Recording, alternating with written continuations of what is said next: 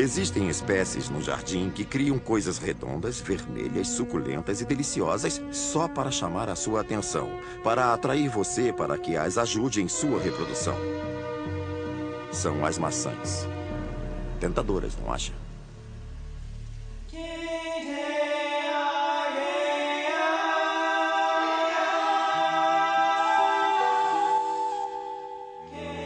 O mundo secreto dos jardins. Maçãs. Distribuição Sinapse. Um dos primeiros sinais de que a primavera chegou num pomar de maçãs é a grande quantidade de brotos que começam a inchar. Eles aumentam visivelmente de tamanho até se abrirem, estourando de repente. O que emerge são esses impressionantes dispositivos que chamamos de folhas.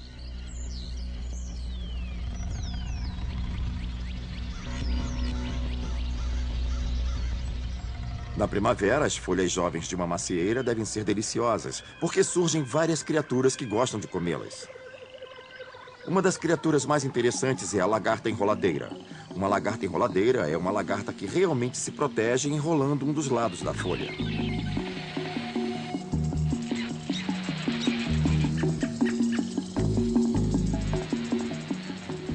Ela usa fios de seda para embrulhar a ponta da folha ao seu redor, e assim consegue uma proteção bem eficaz contra predadores. De fato, se você olhar uma macieira, é muito difícil ver lagartas enroladeiras. Quando acontece alguma coisa estranha, conseguimos vê-las, mas o fato é que podem existir milhares de lagartas enroladeiras numa só macieira, enroladas na ponta das folhas que você geralmente não conseguirá ver. Outros insetos são realmente mineiros de folhas. Colocam seus ovos para que a larva emerja dentro dos tecidos da folha e se alimente das camadas acima e abaixo das folhas, protegida de predadores. E o que você vai ver é esse interessante padrão de espirais, torções e voltas, pequenos canais que a criatura produz conforme vai consumindo seu caminho através do tecido da folha.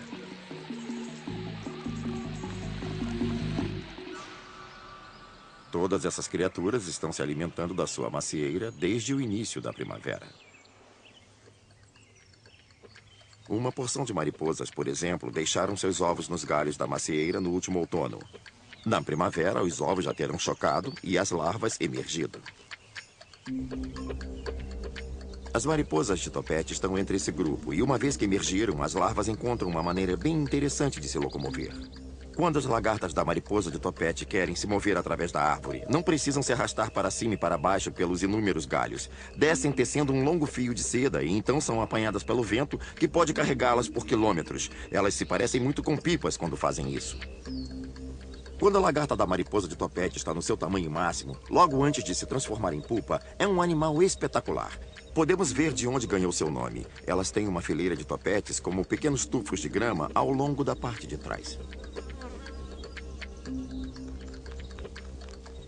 São comedoras vorazes, o que é normal em lagartas. Mas vale a pena perdoar e aguentar um pequeno dano nas folhas da macieira só para ter no jardim uma criatura com esse tremendo penteado. Quando a lagarta da mariposa de topete desenvolve-se na forma adulta, surgem dois tipos diferentes de seres. As fêmeas não possuem asas, então vão ficar no mesmo lugar em que se transformaram em adultas. Não tem nenhuma maneira de se locomoverem de uma árvore a outra. A única coisa que são capazes de fazer é emitir um feromônio, substância química para a qual os machos da espécie são incrivelmente sensíveis. Aí é trabalho do macho voar até a fêmea e virão flutuando de longas distâncias.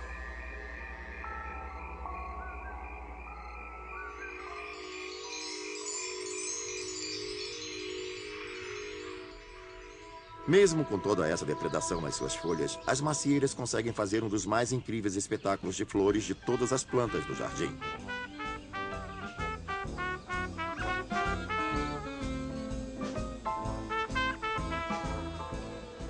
Uma macieira dá grande abundância de flores, logo no início da estação, quando existem seres pequenos que vêm polinizá-las.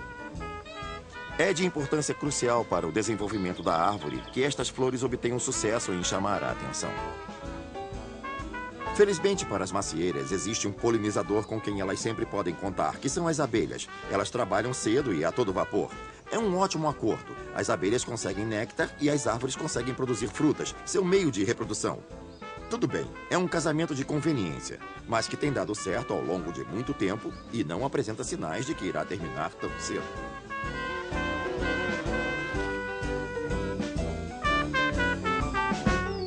Underneath the apple tree, that's where I'll wait for you. That's where you first kissed me. That's where we said I do. When the sun is shining and the blossoms are in bloom, I will meet you once again to sing a lover's tune. All those pretty blossoms will share their sweet perfume. We will spend these moments in our private honeymoon. So hurry to me, darling, 'Cause you know where I'll be, waiting underneath the apple tree.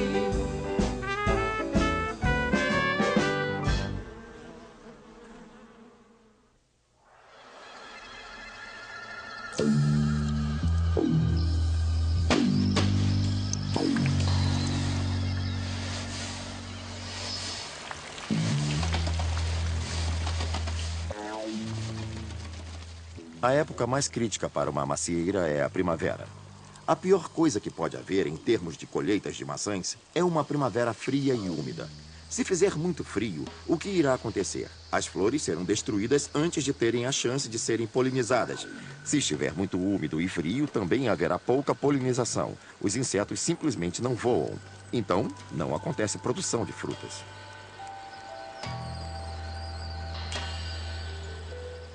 Na primavera também, as velhas folhas mortas apodrecidas no chão são um local perfeito para os fungos que sobreviveram ao inverno se reestabelecerem no pomar. Um dos maiores problemas na produção de maçãs são fungos patogênicos. Muitos desses fungos não são específicos das macieiras. Eles podem viver na maioria das plantas da família das maçãs e das rosas. As plantas estão intimamente ligadas e os fungos e bactérias que se alimentam dessas plantas são perfeitamente capazes de passar de uma para outra. Uma das mais fascinantes relações que você irá encontrar entre maçãs e fungos é essa da ferrugem da maçã de cedro. A ferrugem precisa alternar de anfitriã. Ela não consegue completar seu ciclo de vida apenas na maçã. Seu anfitrião alternativo é o junípero. É no junípero que o fungo irá formar seus teleósporos, essas grandes massas laranja que não há como não ver. No tempo úmido, esses teleósporos começam a expandir e a expelir essas longas e crescentes gavinhas laranjas.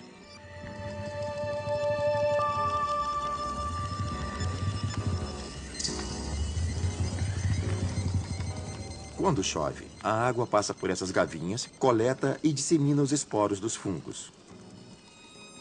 Então, para esses fungos e para muitos outros, as chuvas da primavera ajudam na dispersão e na infecção das macieiras.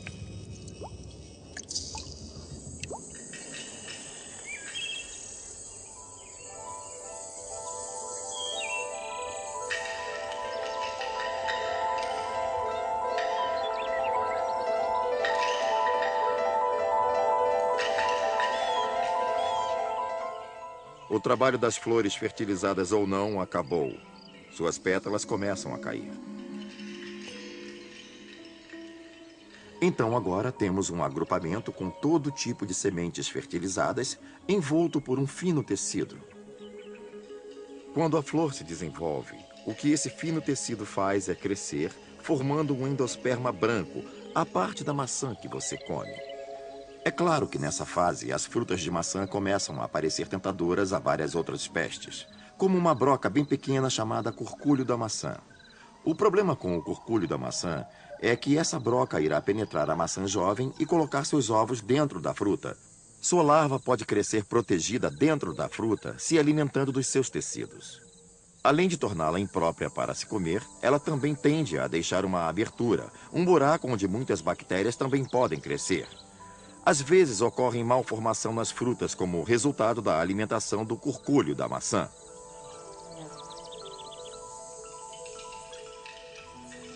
É claro que o curculho da maçã não é a única criatura que gosta de colocar seus ovos nas maçãs. A mosca varejeira da maçã é outro exemplo, e durante todo o desenvolvimento das maçãs, essas e outras criaturas ficarão à espreita, aproveitando qualquer oportunidade. A árvore continua acumulando recursos, realizando fotossíntese e retirando minerais do solo. A maioria desses recursos é destinada à produção das maçãs. O endosperma fica maior e maior, e incha até se transformar nessa grande estrutura com pequenas sementes dentro, com um delicioso endosperma em volta. Mas em muitos casos, dentro da maçã de aparência apetitosa, se esconde um hóspede indesejado que fez dela seu lar. Tenho certeza de que já ouviram a frase: a única coisa pior do que achar um bicho na maçã é achar metade de um bicho na maçã. Essa metade de bicho que às vezes se encontra é provavelmente a larva crescente de uma mariposa. Essas são lagartas que se alimentam protegidas dentro da maçã. Do ponto de vista dos insetos, o que poderia ser melhor que uma maçã? São frutas grandes como minas de ouro, como poderiam ignorá-las? A maioria desses pequenos habitantes das maçãs geralmente emergem para se transformarem em adultos. Muitos deles irão crescer ao solo, onde se transformarão em pupa. Depois de maduros, podem retornar como vários tipos de criaturas fascinantes, e todas começaram como uma larva na maçã.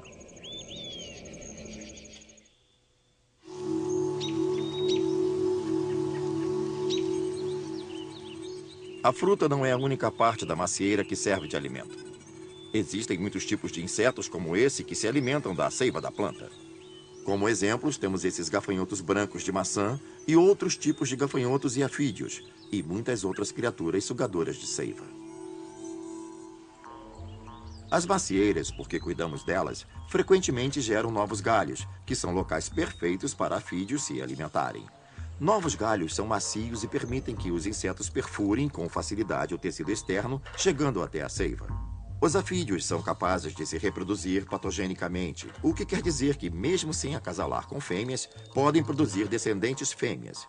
E esses descendentes podem até já estarem grávidos quando nascem, formando grandes populações em pouco tempo. Uma peste muito grave em maçãs que, de fato, ataca muitas delas e várias plantas frutíferas pelo mundo é o grupo de criaturas chamadas ácaros. Eles não são insetos, são criaturas de 8 pernas e muitos se alimentam da seiva das plantas. Esses ácaros têm impressionantes taxas reprodutivas, formam grandes populações muito rápido e são notadamente difíceis de controlar. Então, num instante, sua árvore parece perfeitamente saudável, e no outro ela está branca, cercada de uma trama membranosa em todas as superfícies das folhas. Muitas criaturas estão chupando sua seiva, mastigando as pontas das folhas ou fazendo buracos nas frutas e folhas. Tem brocas e outros tipos de bichos infestando a maior parte da macieira. E já faz tempo que essas criaturas estão trabalhando quase toda a estação e a macieira começa a parecer maltratada. Uma das mais onipresentes criaturas associadas às maçãs é a lagarta de tenda oriental. São insetos coloniais, vivem em grandes massas. O que fazem é se organizar coletivamente para construir uma grande massa de seda que irá protegê-las.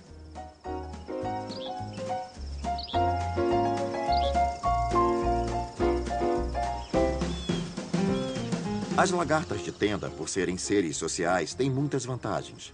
Mas é preciso muita coordenação entre os indivíduos para fazerem o que fazem. Então, quando vir uma tenda de seda, saiba que foi o resultado do esforço coletivo de várias lagartas. A tenda é uma estrutura maciça, mas feita de milhares de fios finíssimos de seda. Cada fio e tecido são produzidos por uma lagarta ao longo do caminho, através da estrutura, quando você vê todos eles entrelaçados. Realmente forma uma estrutura protetora enorme. Digo protetora, pois uma vez lá dentro é muito difícil para um pássaro ou para qualquer outro predador entrar e pegá-la.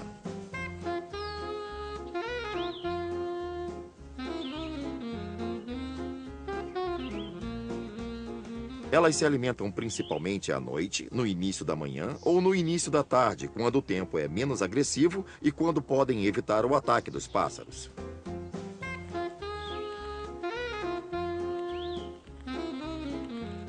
No momento em que estão procurando comida nas folhas das árvores, ficam bastante vulneráveis. Mas quando não estão se alimentando, elas descem da folhagem e entram nas tendas para se protegerem.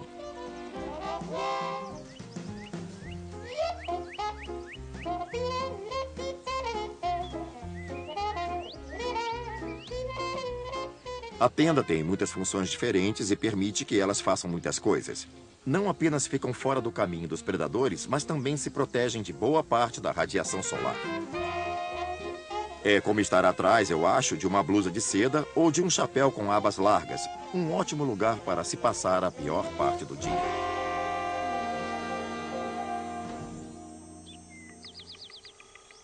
A seda tem um tempo de vida curto na luz solar. Não dura para sempre, nenhuma roupa dura. Mas como as lagartas de tenda continuam crescendo, chegam a um ponto onde estão grandes o bastante e começam a pensar em se tornarem pupas. Não se pode virar pupa na tenda. Para isso, elas têm que se dispersar. Eventualmente, todas essas lagartas de tenda irão se tornar mariposas adultas, indivíduos reprodutores prontos, dispostos e capazes de começar todo o processo de novo em outra macieira.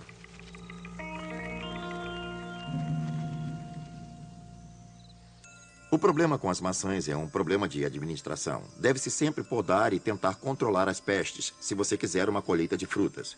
Considerando que alguns dos seus parentes, como peras, ameixas e cerejas, conseguem sozinhos e produzem frutas mais que suficientes para você. Então, o problema das maçãs é que você deve ter alguns cuidados com elas o tempo todo. Podar macieiras é uma dessas áreas em que as pessoas têm suas próprias regras de como deve ser feito. Então, pode-se ver vários estilos diferentes. O que posso dizer é que se não podar uma macieira, você vai conseguir algumas maçãs, só não vai conseguir muitas. Entretanto, como jardineiro, se você quiser aumentar a produção de maçãs, existem algumas regras simples e você não precisa ser um especialista. O método usual é primeiro tentar deixar a árvore aberta, com bastante exposição à luz e muita passagem de ar, removendo as porções feias de emaranhados de galhos e deixando espaços entre os galhos adjacentes. Em seguida, você deve podar os brotos curtos. Os brotos curtos são os que têm os botões de flores e que vão produzir as frutas. Se você tiver muitos deles, você acaba sobrecarregando a planta e termina a estação com menos produção de frutas.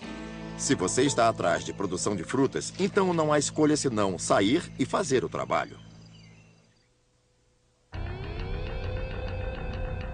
Quando uma maçã está completamente madura, ela fica larga e vermelha, e dentro dela fica o que realmente importa para a árvore, as sementes. O que acontecerá com essas sementes é crucial para o sucesso reprodutivo daquele indivíduo, o que é realmente mais importante que sua própria sobrevivência.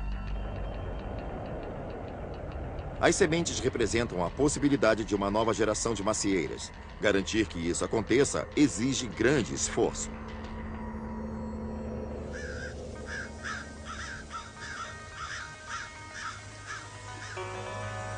As frutas são um grande investimento para a árvore. Fazê-las exige um enorme esforço para acumular todo o suco de carboidratos. E animais como nós esperam ansiosos para pilhar o fruto de seu trabalho. Mas não é uma refeição totalmente gratuita. As árvores frutíferas precisam de algo em retorno, pois embora elas sejam muito melhores que nós em usar o solo e a luz solar para produzir deliciosos alimentos, não conseguem pegar uma maçã, caminhar enquanto comem e nem lançar a sobra sobre o solo quando terminar. Assim que uma maçã é removida de sua árvore, ela começa a se decompor. O que acontece é que muito açúcar estará disponível agora na forma líquida. Então, atrairá vespas, por exemplo, que estão interessadas nas maçãs que começaram a se decompor. É mais fácil para elas comerem. Elas não gostam da fruta fresca. É muito dura para elas. Mas quando começam a se decompor, são ótimas.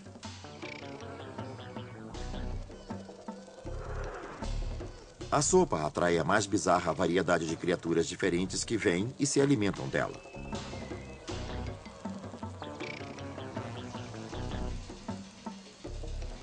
Mas a maçã não foi planejada para essas criaturas. Elas apenas conseguem uma refeição extra. As maçãs são produzidas para serem atraentes para animais bem maiores.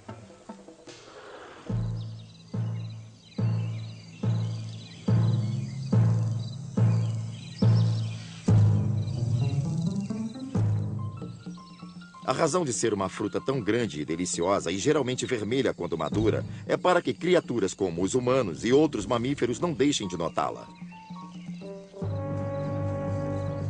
Elas são frutas grandes e vistosas porque querem ser comidas inteiras por estas criaturas.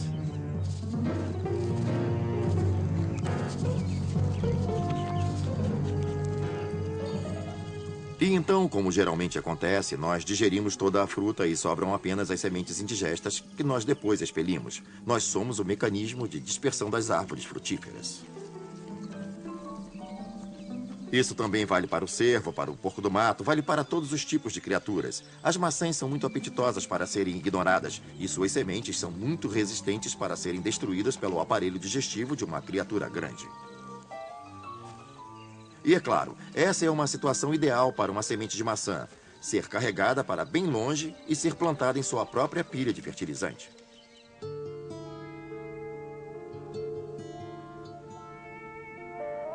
Agora, o próximo passo para a criação de uma nova macieira é o inverno. Essas são plantas que estão adaptadas aos climas temperados da América do Norte e da Europa, onde todo o ano a neve cai e congela o solo. As sementes de maçã dependem do inverno. Só depois de várias semanas de exposição ao frio é que a semente de maçã estará preparada para germinar. E elas vão germinar. De fato, se você caminhar para um pouco além do mundo habitado, vai encontrar mudas de macieiras crescendo por toda a parte. Embora tendamos a pensar que elas sejam apenas continuações de pomares ou jardins, macieiras selvagens criam raízes e crescem o tempo todo. Então, se você tiver uma macieira no seu jardim, é bem provável que ela tenha descendentes espalhadas por aí em cantos escondidos e crescendo selvagem. Versão brasileira Alcateia.